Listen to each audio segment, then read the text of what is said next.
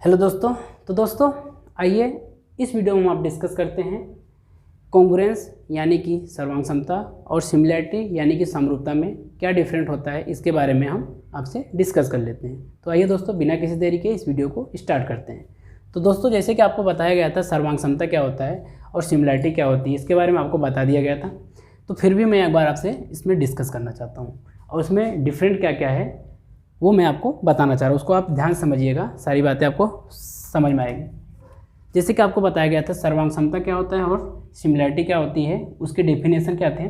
उसकी डेफिनेशन में आपको ये बताया था, when two geometrical figures are same shape and same size, तो वो हमारा क्या हो जाएगा, कॉन्ग्रुएंस यानी कि सर्वांग समता हो जाएगा। बट सिमिलैरिटी में आपको क्या बताया गया था, when two geometrical figures are same shape but size different. ठीक है, साइज इसका क्या होना चाहिए, डिफरेंट होता है। ठीक है, इसमें साइज आपको बराबर नहीं होगा, इसमें शेप तो आपको बराबर दिया रहेगा पर इसकी जो साइज होगी वो बराबर नहीं होगी। इसके कारण वो क्या हो जाएगा, कभी हो भी सकती है और कभी नहीं होगा, हालांकि हम नहीं ही मानते। ठीक है, तो हमारा क्या हो जाएगा, समरूपता हो जाएगा। और जिसके शेप यानी कि आकार बराबर है और माप भी बराबर है तो वो क्या हो जाएगा, हमारा कॉन्ग्रुएंसी हो जाएगी। और सिमिलैरिटी क्या हो जाएगी, शेप सेम हो और साथ में साइज डिफरेंट हो तो हो जाएगा हमारा समरूपता। ठीक है, कॉन्ग्रुएंसी में क्या होता है, शेप भी सेम होगा और साइज भी सेम होगा। तो ये चीज़ें आपको समझ में आ गई। पहली पॉइंट जो कि था वो क्लियर हो गया आपका। अब देखो दूसरा पॉइंट ये है कि यदि दो ट्रिंगल, मान लो कि वो दोनों ट्रिंगल हमको कॉन्ग्रुएंट दे रखे हैं, तो क्या कंडीशन बैठती थी, हम क्या क्या लिख सकते हैं उसकी बात करते हैं। देखो, if ever two triangles are congruent so we can, यदि कोई भी दो ट्रिंगल एक दूसरे के कॉन्ग्रुएंट हैं तो हम क्या लिख सकते हैं, हम लिख सकते हैं कि उन दो ट्रिंगलों के करस्पॉन्डिंग जो साइड्स होंगे वो क्या होंगे, आपस में इक्वल होंगे और साथ में साथ उसके जो करस्पॉन्डिंग एंगल होंगे वो भी आपस में क्या होंगे, इक्वल होंगे। देखिए मैंने बोला कि हमारे पास दो ट्रिंगल हैं, ए बी सी और पी क्यू आर दो ट्रिंगल हैं। ए बी सी और पी क्यू आर दो ट्रिंगल हैं। इन दो ट्रिंगलों में हमको, अगर वो दोनों ट्रिंगल क्या हैं, एक दूसरे के कॉन्ग्रुएंस हैं, मतलब सर्वांगसम हैं, तब की कंडीशन क्या बैठेगी वो मैं यहाँ पे आपको लिख के बता रहा हूँ। ठीक है, ये सर्वांग समता। देखो, और सिंबल की बात करें तो पहले हम सिंबल की डिस्कस कर लेते हैं। देखो, दो ट्रिंगल कॉन्ग्रुएंट सर्वांगसम होते हैं तो उसके बीच में कॉन्ग्रुएंसी का साइन लगता है। कौन सा लगता है, इस प्रकार से लगता है। ठीक है, ये सिंबल है किसका, कॉन्ग्रुएंस के, मतलब सर्वांग समता का।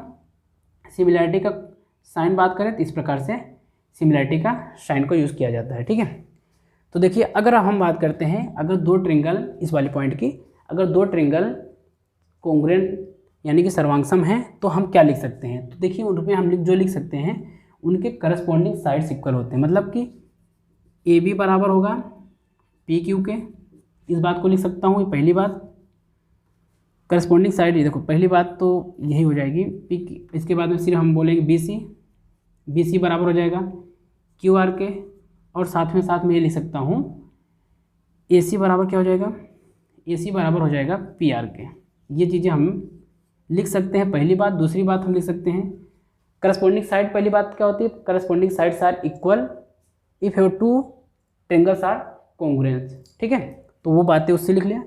और साथ में साथ दूसरी पॉइंट ये लिख सकते हैं, if have two triangles are congruent so corresponding angles are equal. या तो आप ऐसा कह दीजिए, corresponding angles are equal if two triangles are congruent. तो अब यहाँ जो दूसरी बात होती है वो होती है इनके एंगलों की। एंगल ए बराबर कितना हो जाएगा, एंगल पी के, एंगल बी बराबर क्या हो जाएगा, एंगल क्यू के, और एंगल सी बराबर हो जाएगा एंगल आर के। Corresponding angles are equal if ever two triangles are congruent. देखो ये भी हम बात लिख सकते हैं किससे, सी पी सी टी से। सी पी सी टी अगर corresponding part of congruent triangle, तो यहाँ पे भी हम सी पी सी टी इसको बोल सकते हैं। ठीक है, आपको ये अगर दो ट्रिंगल कॉन्ग्रुएंस होंगे तो उसमें क्या क्या बातें इक्वल लिख सकते हैं वो बातें मैं आपको बता दिया हूँ। तो सिमिलैरिटी में बात करते हैं भाई, सिमिलैरिटी में अगर दो ट्रिंगल एक दूसरे के सिमिलर हो गए तो इसमें हम क्या लिख सकते हैं। देखो सिमिलैरिटी का साइन बता रखा है, तो इसमें आपको बताया गया था जो उनकी करस्पॉन्डिंग साइड का रेशियो होता है वो इक्वल होता है। मतलब ए बी का जो A B ratio P Q होगा वो किसके इक्वल होगा, ए बी बी सी और क्यू आर, उसके बाद ए सी और पी आर। देखिए ये अगर हम बोले कि दो ट्रिंगल हमारे, ये दो ट्रिंगल थे, दोनों ट्रिंगल एक दूसरे के क्या थे, सिमिलर थे, तो हम वो कंडीशन यहाँ से लिख सकते हैं, यदि दो ट्रिंगल आपस में सिमिलर होते हैं तो उनके जो करस्पॉन्डिंग साइडों का रेशो होता है वो आपस में इक्वल होता है, यानी कि सेम होता है। ठीक है, तो हम बात करते हैं इनके जो करस्पॉन्डिंग एंगल क्या होंगे, तो करस्पॉन्डिंग एंगल भी आपस में क्या होंगे, इक्वल होंगे। ठीक है, एंगल ए एंगल पी के, एंगल बी एंगल क्यू के और एंगल सी एंगल आर के बराबर लिख सकते हैं। कब लिख सकते हैं, if ever two triangles are similar, तो हम ये बातें लिख सकते हैं। आई होप कि आपको ये समझ में आया होगा मैं क्या कहना चाह रहा हूँ।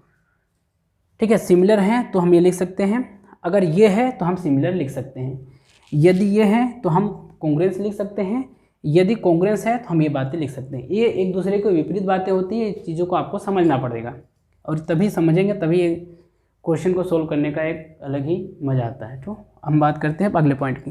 देखो यहाँ पर आपको एक बात ध्यान रखनी है, बात क्या है कि ऑल कॉन्ग्रुएंस ट्रिंगल्स आर सिमिलर। जितने भी ट्रिंगल, अगर दो ट्रिंगल हैं वो दोनों ट्रिंगल एक दूसरे के क्या है, कॉन्ग्रुएंस हैं, तो आप ये कह दीजिएगा दोनों ट्रिंगल आपस में सिमिलर होंगे, किसी भी कंडीशन में हो जाएंगे सिमिलर। ठीक है, बट कंडीशन अप्लाई है यहाँ पे, सिमिलरिटी में अगर आपको बताना चाह रहे हो ऑल ट्रिंगल्स आर सिमिलर है, अगर दो ट्रिंगल सिमिलर हैं तो अगर आप उसमें कॉन्ग्रुएंस बताना चाह रहे हो तो आप इस बात को नहीं बता सकते। ठीक है, हर बात में आप ये नहीं कह सकते हो कि ट्रिंगल के अगर दो ट्रिंगल सिमिलर हैं तो वो कॉन्ग्रुएंस होंगे। ठीक है, आप इस बात को डेफिनेटली नहीं कह सकते हैं, बट कहीं की कंडीशन में वो अप्लाई होता है, तो इसलिए हम इसको फिलहाल के लिए अब नहीं मानते हैं कि, और अगर आपसे पूछा जाए कि ऑल सिमिलर ट्रिंगल्स आर कॉन्ग्रुएंस तो आप बोल दिएगा नहीं। ठीक है, अगर ऑल की बात करेगा तब, अगर वो मे बी की बात करेगा तो हम कह सकते हैं हाँ कि हाँ हो सकता है कि दो सिमिलर ट्रिंगल कॉन्ग्रुएंस हो सकते हैं, बट होंगे ही ये बात सत्य नहीं है। ठीक है, इस बात को आपको समझना पड़ेगा।